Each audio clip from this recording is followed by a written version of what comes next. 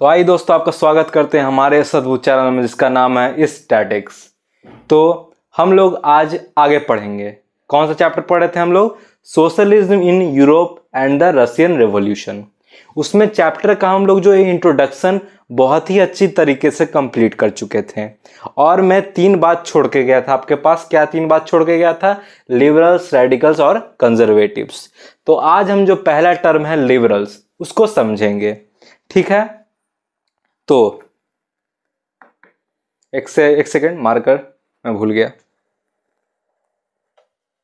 तो लिबरल्स के बारे में पढ़ेंगे हम लोग। ठीक है, तो लिबरल्स में क्या है कि लिबरल्स की एक सोच का नाम है। ठीक है, लिबरल्स, रेडिकल्स, कंजर्वेटिव्स एक सोच का नाम है, ना कि एक आदमी का नाम है।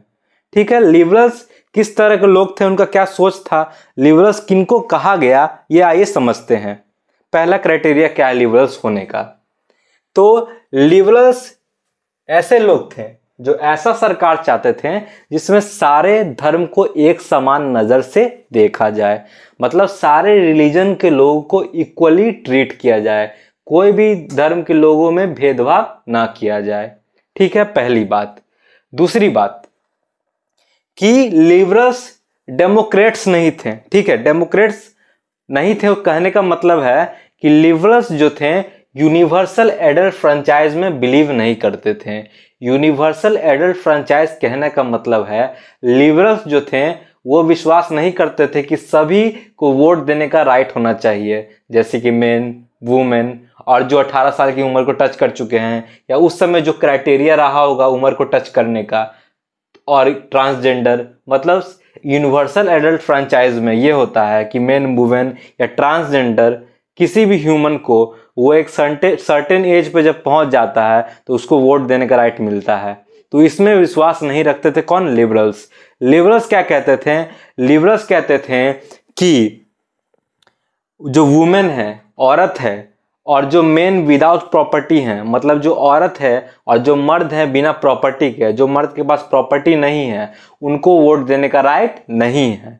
ठीक है, तो भाई किनको वोट देने का राइट है तो वो हम लोग थोड़ी देर में समझते हैं। तब तक के लिए आप ये सब कुछ नोट करें।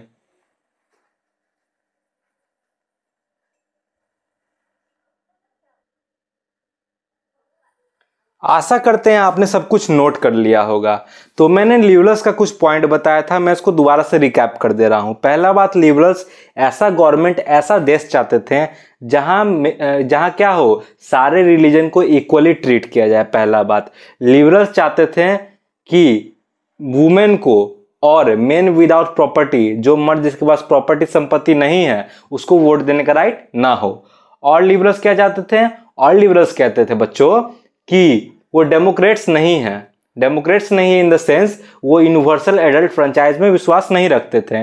ये तो मैं पहले पॉइंट क्लियर कर चुका हूं। वो किसको वोट देने के लिए चाहते थे? कि मेन विदाउट प्रॉपर्टी और वुमेन्स को वोट देने का राइट ना हो।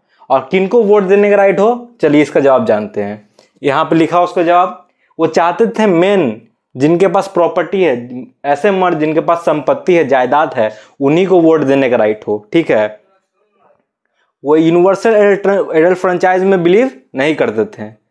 तो कहने का मतलब वो चाहते थे मेन जिनके पास प्रॉपर्टी है उसी को वोट देने का राइट हो, और वुमेन और मेन विदाउट प्रॉपर्टी को वोट देने का राइट ना हो। लेकिन यूनिवर्सल एडल्ट फ्रेंचाइज में ये होता है कि सभी मर्द, औरत और जो एक पर्टिकुलर एज को हिट कर चुके हैं, ट्रांसजेंडर भी हो, तो उसको वोट देने का अधिकार होता है।